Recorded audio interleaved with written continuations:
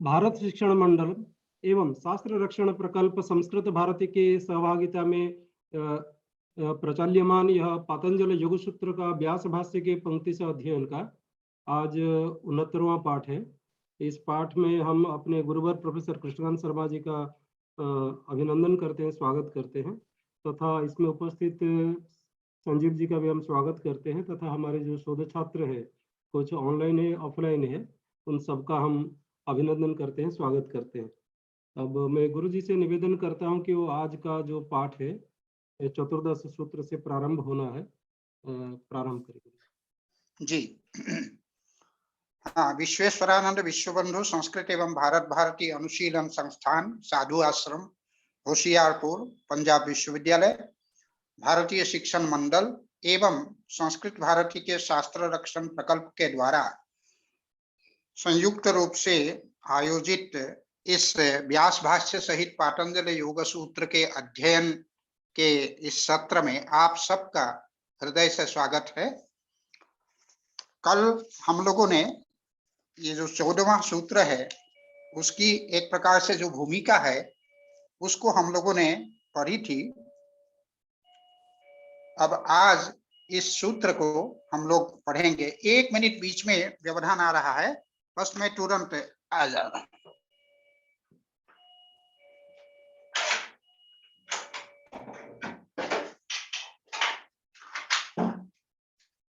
कौन है भाई? इस समय नहीं, मैं ऑनलाइन क्लास ले रहा हूं।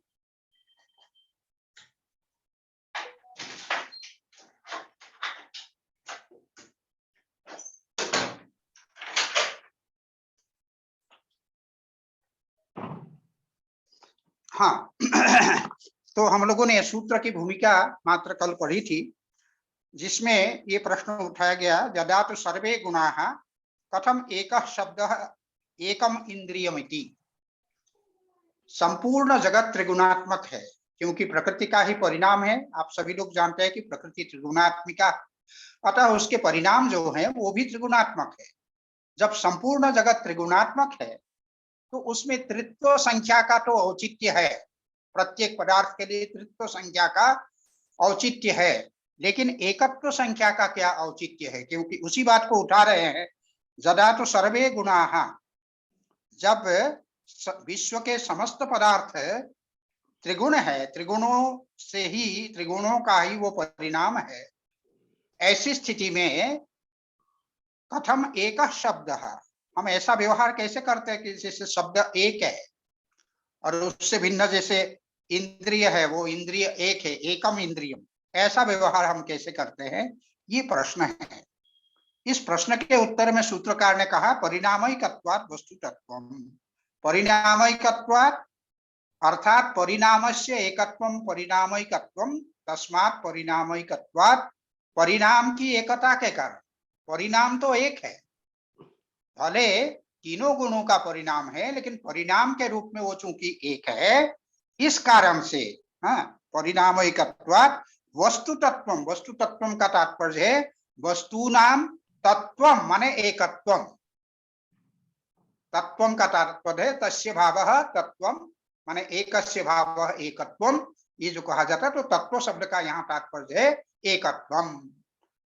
परिणामस्य एकत्वात् वस्तुतत्वम माने वस्तूनाम एकत्वम। वस्तु में ये एकत्व का व्यवहार परिणाम की एकता के कारण होता है।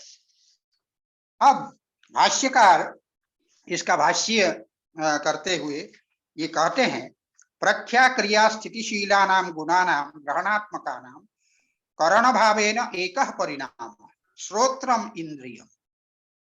ये कह रहे हैं कि प्रख्या क्रिया स्थितिशीलानां, आप जानते हैं कि सांख्य कारिका में आया हुआ है गुणों के संदर्भ में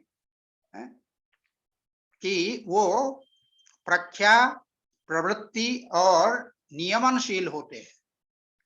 अर्थात प्रकाशक प्रवृत्ति उसमें आता है ना सांख्य कारिका में, वो प्रकाशशील है, प्रवृत्तिशील है और नियमनशील है। गुण तीनों, सत्व गुण जो है वो प्रकाशशील है, तमोगुण जो है वो प्रवृत्ति या क्रियाशील है, सॉरी रजोगुण जो है वो प्रवृत्ति या क्रियाशील है, और जो तमोगुण है वो स्थिति या नियमनशील है, क्योंकि वो रोकता है। तो इस कारण से वो नियमनशील है, स्थितिशील है तमोगुण। इस प्रकार से ये गुण कैसे है, प्रख्या क्रिया स्थितिशीलानाम गुणानाम, ऐसे जो गुण है इन गुणों का, और कैसे है, उनमें जो ग्रहणात्मका नाम करण भावेन एक परिणाम, ग्रहण कहते हैं गृह्यते अनेन इति ग्रहणम, जिसके द्वारा वस्तु गृहीत होता है उसको कहते हैं ग्रहण। वस्तुओं का ग्रहण किससे होता है, हमारे ज्ञानेंद्रियों के द्वारा। जैसे जो श्रोत्रेंद्रिय है उसके द्वारा शब्द का ग्रहण होता है, त्वगिंद्रिय के द्वारा स्पर्श का ग्रहण होता है, उसी प्रकार चक्षुर इंद्रिय के द्वारा रूप का ग्रहण होता है, रसनेन्द्रिय का द्वारा रस का ग्रहण होता है, और घ्राणेन्द्रिय के द्वारा गंध का ग्रहण होता है।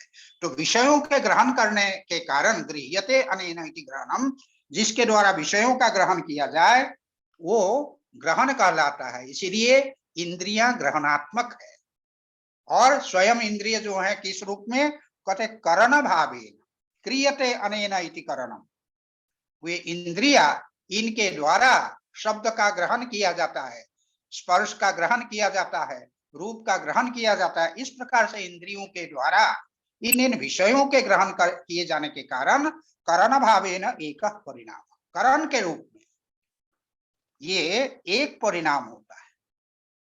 तो इसीलिए हम कहते हैं श्रोत्रम इंद्रिय, श्रोत्र इंद्रिय, श्रोत्रेंद्रिय जैसे हम कहते हैं, अर्थात जो हमारे कर्णेंद्रिय है उसके द्वारा हम शब्द का ग्रहण करते हैं। तो इसीलिए ग्राह्यात्मक, ये तो हुआ इंद्रिय के संदर्भ में।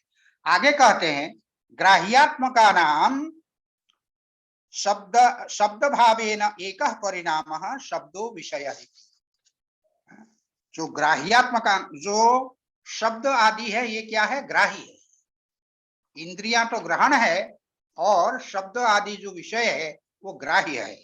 इसीलिए कहते हैं ग्राह्यात्मका नाम शब्द भावेन एक परिणाम, शब्द के रूप में एक परिणाम है, अर्थात शब्द तन्मात्र नामक विषय के रूप में। यहाँ शब्द का तात्पर्य है शब्द तन्मात्र, शब्द तन्मात्र नामक विषय के रूप में वो उनके द्वारा उसका ग्रहण होता है। तो इसीलिए शब्दों विषय माने एक परिणाम, वो एक परिणाम होता है शब्दों विषय, वो शब्द जो है उसका विषय है, और शब्द जो है ग्राह्यात्मक है। फिर शब्दादीनां मूर्तिमान जातीयानाम एक परिणाम पृथ्वी परमाणु, और शब्दादीनां शब्द स्पर्श रूप रस गंध, ये जो है आदि पद से वो ले लिया जाएगा। उसमें मूर्ति कहते हैं जिसमें कठोरता हो, कठिनता हो, उसको कहते हैं मूर्ति, अर्थात पृथ्वीत्व। इसीलिए मूर्ति ही काठिन्यम पृथ्वीत्व, इसका तात्पर्य है। और मूर्ति के द्वारा जो सजातीय शब्द आदि तन्मात्र है उनका विग्रहण होता है। इसीलिए कहा कि मूर्ति समान जातीय आना, मूर्ति और उसके समान जातीय कौन होंगे,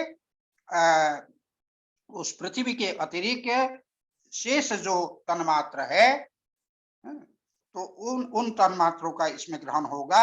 इसीलिए कहा गया है कि मूर्ति अर्थात जो पृथ्वीत्व आदि है उसके समान जातीय नाम एक परिणाम, शब्द आदि का जो है ये एक परिणाम है। क्योंकि आप जानते हैं जो पृथ्वी तत्व है उसमें शब्द स्पर्श रूप रस गंध ये पांचों जो है उसमें गुण होते हैं। तो इसीलिए शब्दादि नाम कहा गया है। जो शब्दादि है उसका जैसे पृथ्वीत्व है उसी प्रकार से जलत्व है, उसी प्रकार से और क्या कहते हैं अग्नित्व है। इस प्रकार से इन सब का जो है ये चूंकि ग्राह्य है, ये सभी ग्राह्य है तो उनका ग्रहण होता है। तो इसीलिए कहा शब्दादि नाम मूर्तिमान जातीया नाम एक परिणाम पृथ्वी परमाणु, उन शब्द तन्मात्र आदि का एक परिणाम जो होता है, जैसे पृथ्वी परिणाम है, जिसमें वो पांचों गुण होते हैं, तो तन्मात्रा अवयव, वो तन्मात्रों का अवयव है। तो तन्मात्रों से थोड़ा सा स्थूल, जिसको भूत सूक्ष्म नाम से कहा जाता है, क्योंकि उसमें तन्मात्रों का समुदाय है, इसीलिए उसको केवल तन्मात्र न कह करके भूत सूक्ष्म कहा जाता है। योग शास्त्र की भाषा में वो भूत सूक्ष्म रूप एक जो है परिणाम वो होता है, जिसको योग की भाषा में परमाणु भी कहा जाता है। ये वैशेषिकों का परमाणु नहीं है, ये योग शास्त्र का परमाणु है, जो कि वैशेषिकों के परमाणु से ये बड़ा होता है, ये त्रसरेणु के करीब बराबर है। तो इस प्रकार जो है वो एक परिणाम हुआ, उसको कहते हैं तेषाम एकः मूर्ति समान जाति या नाम एकः परिणामः पृथ्वी परमाणु वह तन्मात्रा अवयव, तन्मात्रों का वो अवयव है, इस प्रकार बताया। फिर तेषाम च एकः परिणामः पृथ्वी, फिर उन सब का, उन भूत सूक्ष्मों का एक परिणाम कौन हुआ? पृथ्वी। और गौर वृक्ष पर्वत इत्येवम आदिर भूतांतरेष्वपि, हाँ, गौर गौर वृक्ष पर्वत, जैसे जो पृथ्वी परिणाम हुआ, उस पृथ्वी परिणाम का पुनः परिणाम होता है क्या? गौ है, जैसे वृक्ष है और पर्वत है, तो सारे है, गो वृक्ष घट पट इत्यादि सारे जो परिणाम जितने पार्थिव वस्तु है वो पृथ्वी के परिणाम है। तो इसीलिए यही कहते हैं तेषां च एकः परिणामः पृथ्वी, फिर उसके बाद गौर वृक्ष पर्वत इत्येवम आदि। फिर भूतांतरेष्वपि, पृथ्वी के अतिरिक्त जो भूतांतर है, दूसरे जो भूत है, दूसरे जो महाभूत है, जल, तेज, वायु, आकाश, उन सब के लिए कहते हैं। इसमें तो इसमें ये कहा कि शब्द आदि जो है इनको लेकर के ये एक परिणाम वो हुआ, ये बताया गया है। अब इन सब के लिए वो कहते हैं कि स्नेह औष्ण्य प्रणामित्व अवकाश दानानि उपादाय, ये स्नेह जो है जल के लिए कहा गया है, क्योंकि जल जो है वो स्नेह युक्त होता है, इसीलिए स्नेह उस पहला कहा। और फिर औष्ण्य, उष्णता जो है वो अग्नि के लिए ये कहा गया है। फिर प्रणामित्व माने वहनशीलता, ये जो है वायु के लिए कहा गया है। फिर आकाशदान, अवकाशदान, ये आकाश के लिए कहा गया है। ये सब उपादाय, पृथ्वी के संदर्भ में जैसे कहा गया, मूर्ति रूप जो धर्म है, जो काठिन्य रूप जो धर्म है, उसको लेकर के विकार का प्रारंभ होता है। ठीक उसी प्रकार से जल जो है वो स्नेह रूप जो धर्म है, उसको लेकर के उसका विकार प्रारंभ होता है। उसी प्रकार जो तेज है वो उष्णता रूप जो धर्म है, उसको लेकर के उसका विकार प्रारंभ होता है। उसी प्रकार से जो वायु है वो प्रणामित्व, अर्थात प्रणामित्व का तात्पर्य वहनशीलता, उस वहनशीलता को लेकर के वो एक विकार प्रारंभ होता है। और फिर जो आकाश है वो अवकाश दान रूप जो धर्म है, उसको लेकर के आकाश रूप जो विकार है, उस विकार का प्रारंभ होता है। तो इस प्रकार से इसी को ये कहा भूतांतरेष्वपि, अर्थात जलादि भूतांतरेष्वपि स्नेह औष्ण्य प्रणामित्वावकाश दानानि उपादाय सामान्यम एक विपाकारंभ समाधेय, एक एक में उस एक एक विपाक का आरंभ, एक एक उसके परिणाम का आरंभ होता है, ऐसा आपको समझना चाहिए। वो परिणाम एक एक वस्तु के रूप में है, इसीलिए वो एक एक विपाक का आरंभ है, फल का आरंभ है, विकार का आरंभ है, परिणाम का आरंभ है, इस रूप में जानना चाहिए। अब भाष्यकार जो विज्ञानवादी जो बौद्ध है, उन विज्ञानवादी बौद्धों की जो एक मान्यता है वो क्या है कि विज्ञानातिरिक्त कोई बाह्य पदार्थ का अस्तित्व नहीं है। वो कहते हैं सर्वम विज्ञानमय, सब जो है विज्ञानमय है, विज्ञानातिरिक्त कोई बाह्य जो वस्तु है उसकी कोई सत्ता नहीं है, ऐसा विज्ञानवादी बौद्धों का मानना है। अब उनका खंडन करते हुए भाष्यकार यहाँ पर ये कहते हैं नास्ति अर्थो, पहले तो उनका मत स्थापित करते हैं। नास्ति अर्थो विज्ञान सम स्वप्नादौ कल्पितमिति अनया दिशा ये वस्तु स्वरूपम अपहनुवते। ये अर्थात जे वैनाशिका विज्ञानवादिनो बौद्धा, जो विज्ञानवादी बौद्ध है, वो विज्ञानवादी बौद्ध क्या करते हैं, मुख्य वाक्य ये है, ये वस्तु स्वरूपम अपहनुवते, वस्तु का जो स्वरूप है उस स्वरूप का अपहनव करते हैं, उसका अपलाप करते हैं, उसका प्रत्याख्यान करते हैं।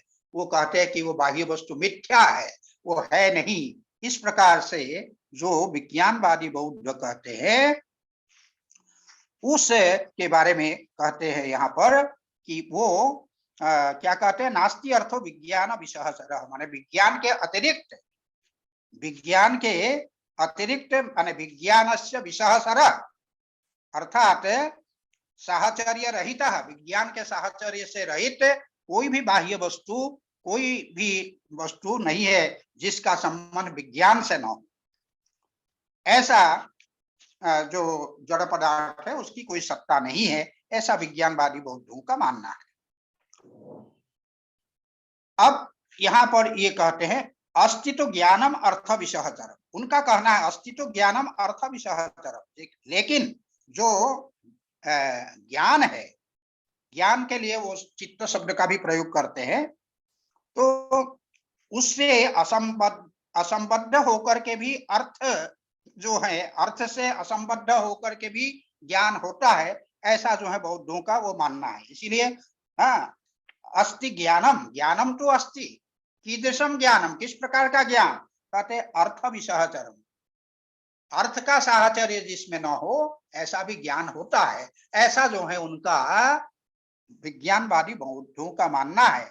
इसीलिए उसके लिए वो कहते हैं, उदाहरण देते हैं, स्वप्नादौ कल्पितमिति, तो स्वप्न आदि में जो हम स्वप्न जब देखते हैं, जैसे आप ट्रेन में बैठ करके किसी स्थान के लिए आप यात्रा करते हैं, नई दिल्ली के लिए आप यात्रा करते हैं, उसमें आपके स्वप्न में ट्रेन भी है, सहयात्री भी है, स्टेशन भी है, और जिस स्टेशन से यात्रा कर रहे हैं वो भी है, बीच के स्टेशन भी है, अंत में जाकर के नई दिल्ली भी है।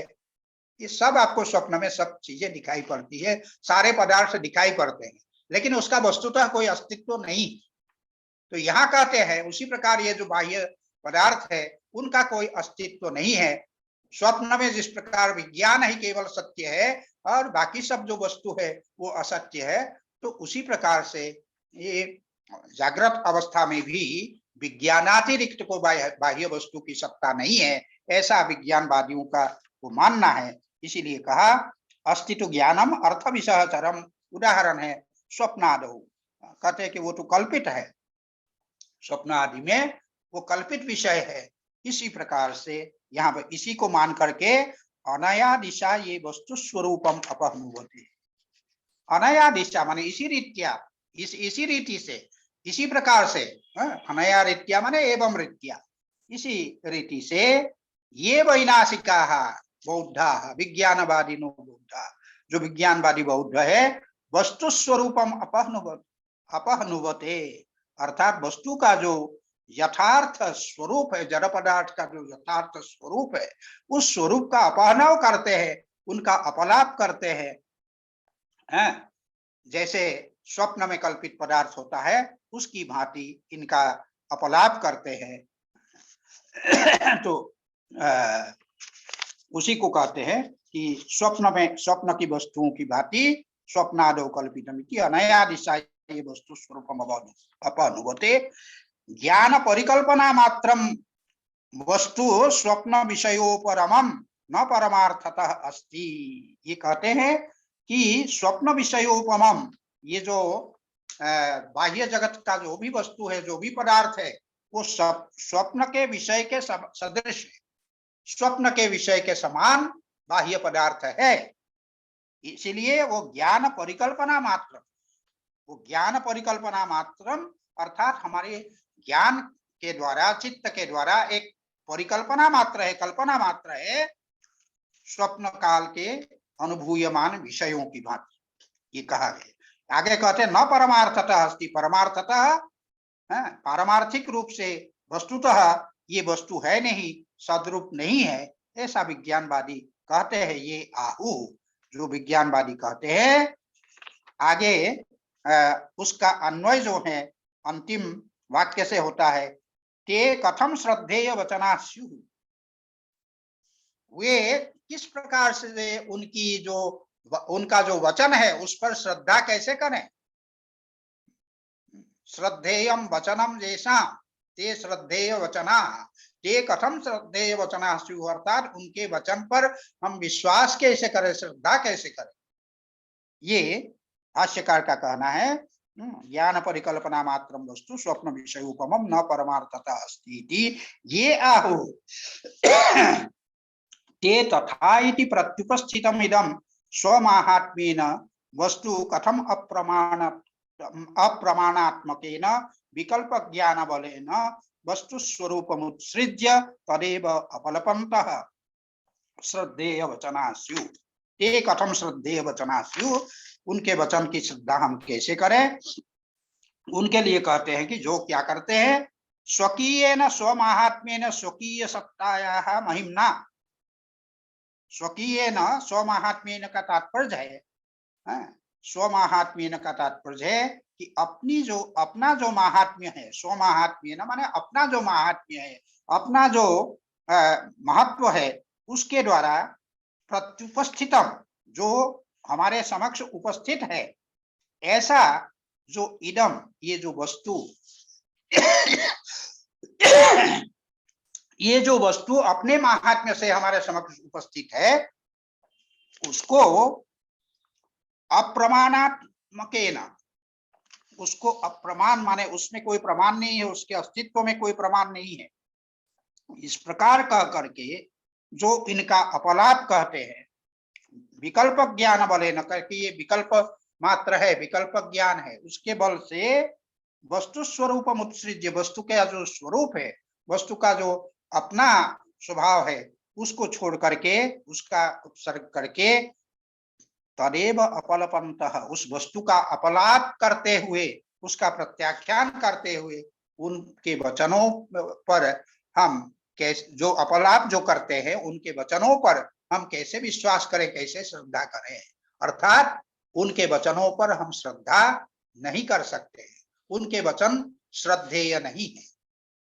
इस प्रकार से जो बौद्ध विज्ञानवादी बौद्धों का जो मत है, उससे बहुत विज्ञानवादी बौद्धों के मत का इसमें खंडन किया गया है।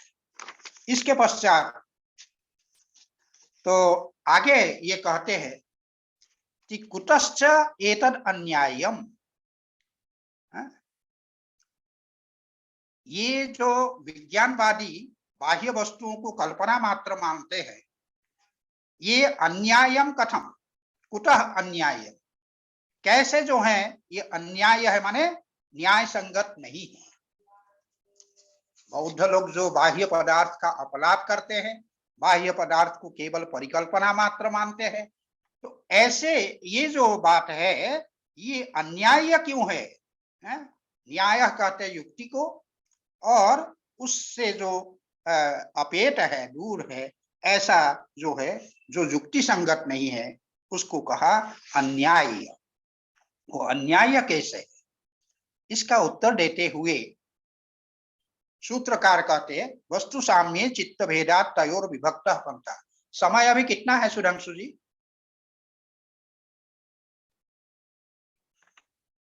गुरुजी है अभी। अच्छा ठीक है, ठीक है, हाँ अभी है 5-6 मिनट है। चल अच्छा अच्छा ठीक है।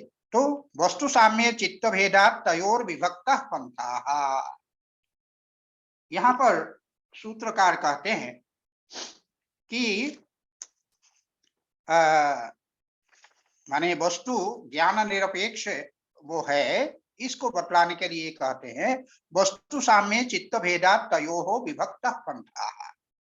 वस्तु साम्य माने वस्तुनः साम्यम, वस्तु साम्यम, वस्तु साम्यम का माने एकत्वम, तो ये जो वस्तु साम्यम, तस्मिन् वस्तु साम्ये माने वस्तु के एक होने पर अर्थात एक ही वस्तु के संदर्भ में चित्त भेदा, चित्ता नाम माने ज्ञाना नाम, यहाँ चित्त जैसे मैंने पहले कहा था, वहां पर चित्त शब्द का प्रयोग ज्ञान के लिए करते हैं, ज्ञान और चित्त को पर्याय मानते हैं, तो इसीलिए चित्त भेदात का तात्पर्य है चित्ता नाम माने ज्ञाना नाम भेद, चित्त भेद। तो ज्ञान का जो भेद है माने अनेकत्व है, तो वो चित्त भेद है। इस कारण से माने ज्ञानों के भिन्नता, अर्थात अनेक ज्ञान होने के कारण चित्त भेदात का तात्पर्य है ज्ञानों की अनेकता होने के कारण तयोः विभक्तः पंथाः, तयोः अर्थात अर्थ ज्ञानयोः, अर्थ और जो ज्ञान, ये दोनों का जो पंथा, उनका दोनों का जो पंथा है अर्थात जो मार्ग है वो भिन्न भिन्न है, दोनों का मार्ग भिन्न भिन्न है। तयोः माने अर्थ ज्ञानयोः पंथा, उनका जो दोनों का मार्ग है वो कैसा है, अलग अलग है, बिल्कुल भिन्न भिन्न है। अर्थात वस्तु और विज्ञान इन दोनों का परस्पर निरपेक्ष अस्तित्व है, इसी बात को ये सूत्रकार कह रहे हैं वस्तु साम्ये चित्त भेदात तयोः विभक्तः पंथाः।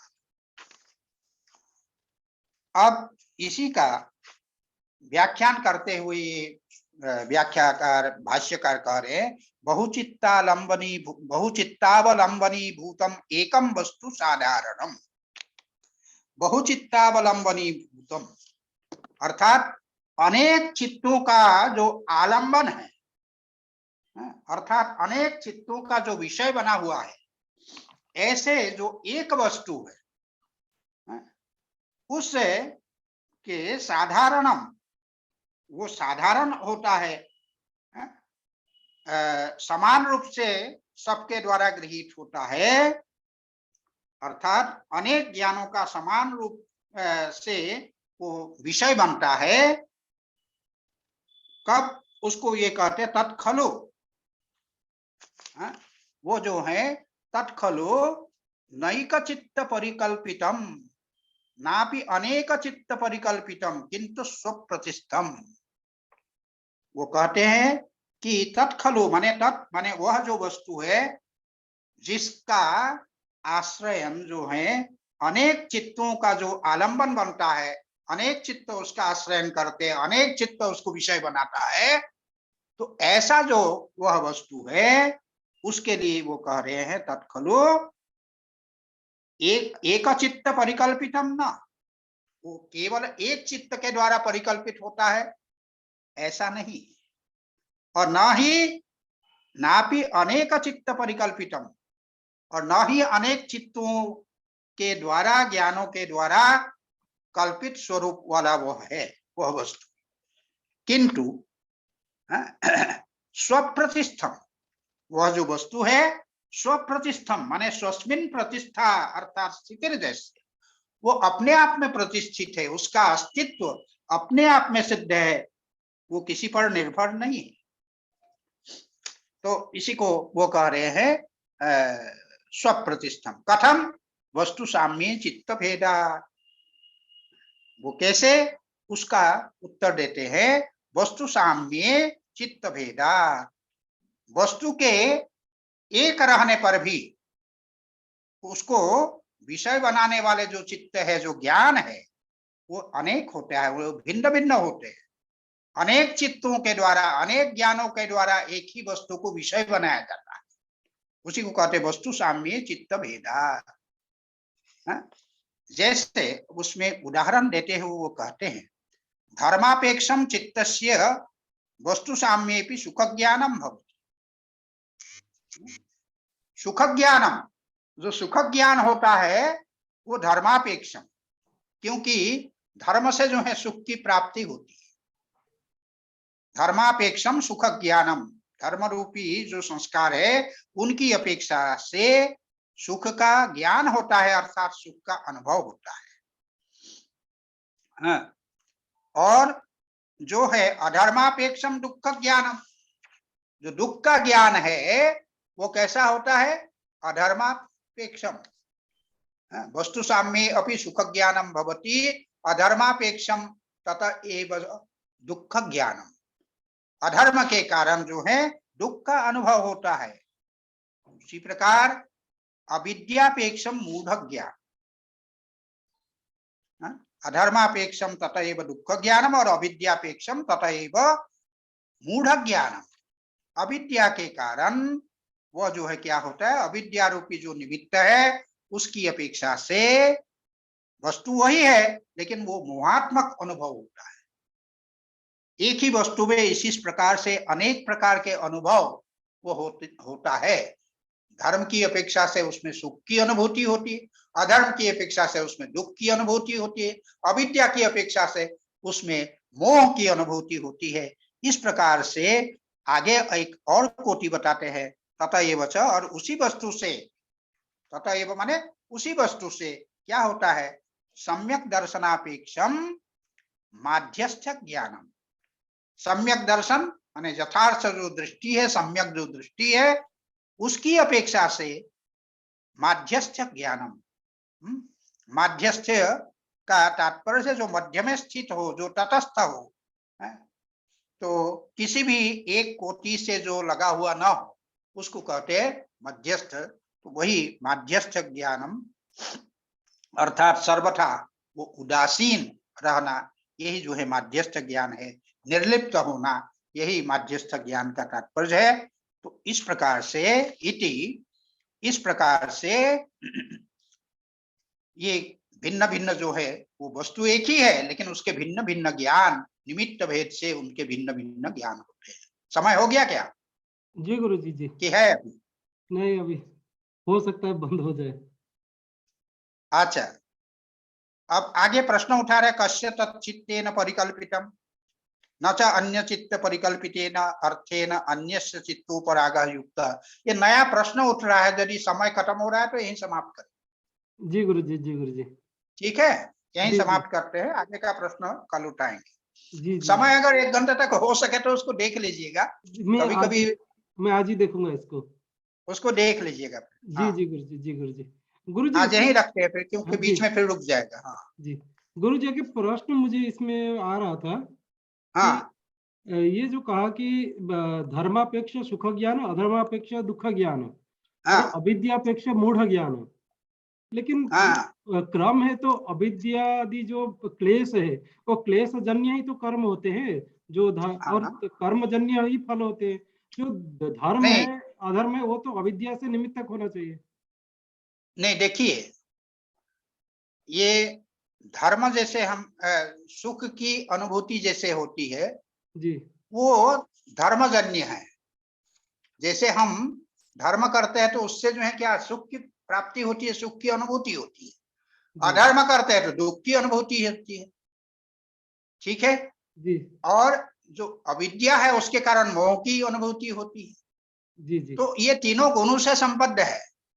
जी।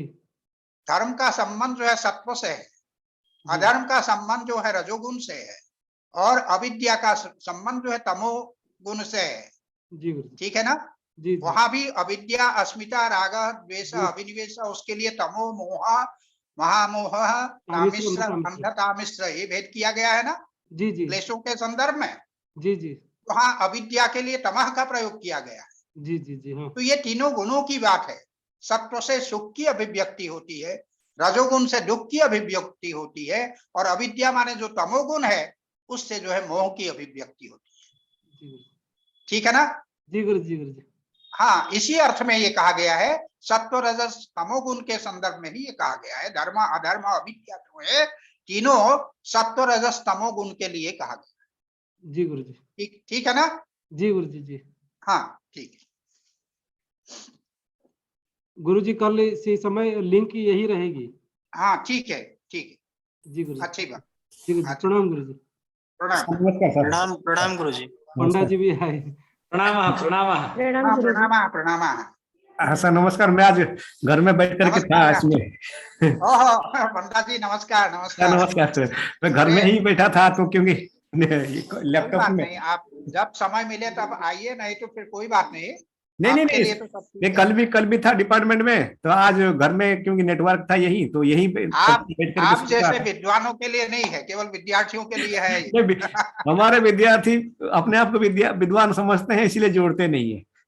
हाँ, ये तो ये तो आपकी महत्ता है कि आप अपने को विद्यार्थी मानते हैं। हम भी मानते हैं अपने को विद्यार्थी, विद्यार्थी ही है। जी जी जी, हम हाँ सारे विद्यार्थी हैं, पर यावत् जीवम अधीते विप्रः। जी जी गुरु जी। जी गुरु जी, जी जी जी जी प्रणाम जी, जी अच्छा। जी प्रणाम जी। हाँ, प्रणाम प्रणाम प्रणाम। सुधांशु महोदय, आमां वदतु। इदानीं तु आहत्य 45 निमेष 46 निमेषाः जाताः। मन्ये 50 निमेषपर्यन्तमेव स्यादेव। आम् आम् आम्। तो महोदय, अद्य इदानीं अहं दृष्ट्वा वदिष्यामि भवन्तम्। आम्, यावत्पर्यन्तम् एतत् स्वयं न पिधानं भवति तावत्पर्यन्तं प्रतीक्षा विधेया। तेन एतत् प्रमाणितं भविष्यति कति निमेषाणाम् अस्ति निःशुल्कम् इति। अस्तु, श्वः तथैव विधास्यामः। हाँ।